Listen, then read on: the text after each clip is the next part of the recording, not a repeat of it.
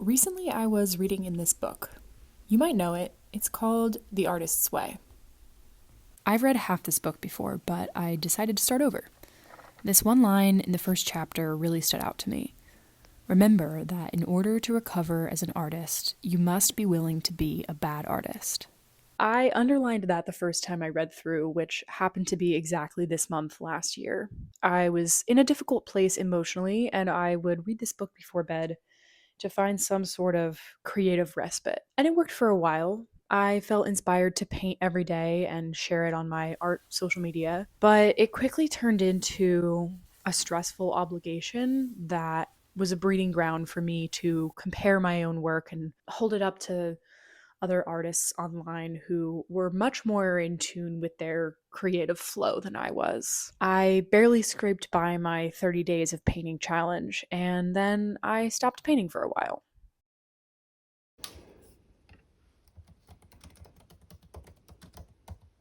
A couple months later, I got really inspired by a YouTuber I found named Carl. He was showing up every week and talking about his creative journey and all the stats and progress he was making towards his goal of becoming a professional artist. This is the first video I saw by him. Being brave at being bad. You have to be bad to be good. You have to suck at what you do before you learn anything. And a lot of people are really afraid of that. I was obviously drawn to Carl's videos, and of course, got really inspired to get back into YouTube and make some of my own. From the short lived inspiration I felt when I watched his video for the first time, I decided to just start. I made a few videos talking about my creative journey and put them out. I had thought that all that excitement I felt at the beginning would keep me accountable and coming back to this thing I've wanted to do for so long, but it turns out when it got difficult, I stopped.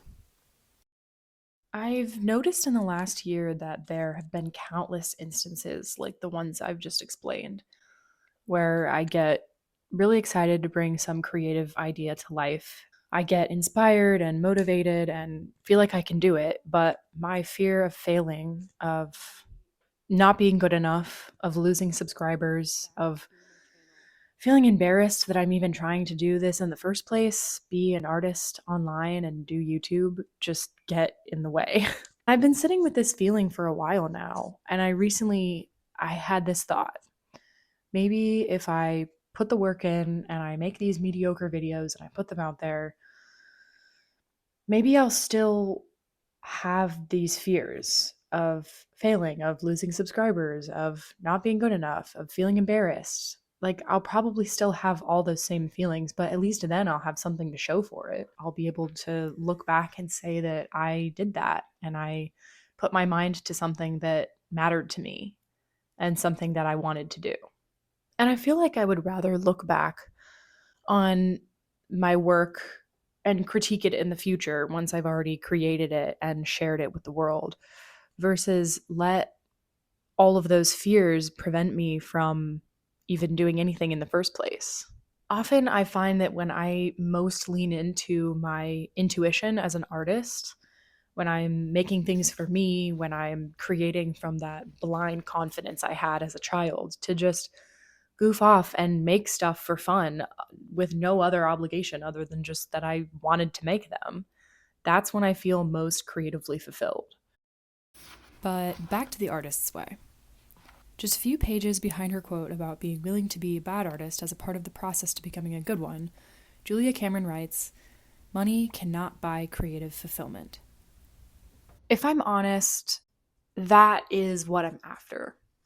It's creative fulfillment. I want to create things that I'm proud of and that bring me joy and that satisfy that creative fulfillment that I'm looking for. And I don't want to miss out on those opportunities simply because I'm afraid that my video won't get a lot of views or that they won't be as successful as the ones that I posted when I was living abroad, or that I haven't really been painting or drawing as much as I would want to, or that I just haven't been in that creative flow. I don't want to let those things prevent me from getting into that space because that's what's been happening for years, if I'm honest. Like, that's what's been keeping me away is that fear of not being able to be good enough. And I'm really tired of it. I keep starting these things and telling myself that I'm going to persist and keep showing up and keep sticking with it so that I can make something of myself. And then I just keep not doing it. I suspect that a lot of these excuses and these fears will start to fade away. Maybe not super quickly, but I think eventually they will start to fade away if I just start again and then I just keep going. So that's what I'm going to try to do. My name is Kaylee, if you don't know me. I am an artist and I am also an aspiring YouTube person. I started when I was living in Finland last year as a way to just sort of keep myself sane through the wintertime. And it turned into this amazing creative outlet that just was so much fun and I loved it so much. And then when I moved back to the US, once again, I kind of fell off the creative habit because it got a lot harder to pursue. I've been really longing to get back into it. I've tried many times, as you've heard me talk about in this video, but I just can't seem to get back into it. And the fear of having to switch my topics from talking about being an American living in Finland to talking about my creative journey and just like artistic things that I want to do and share.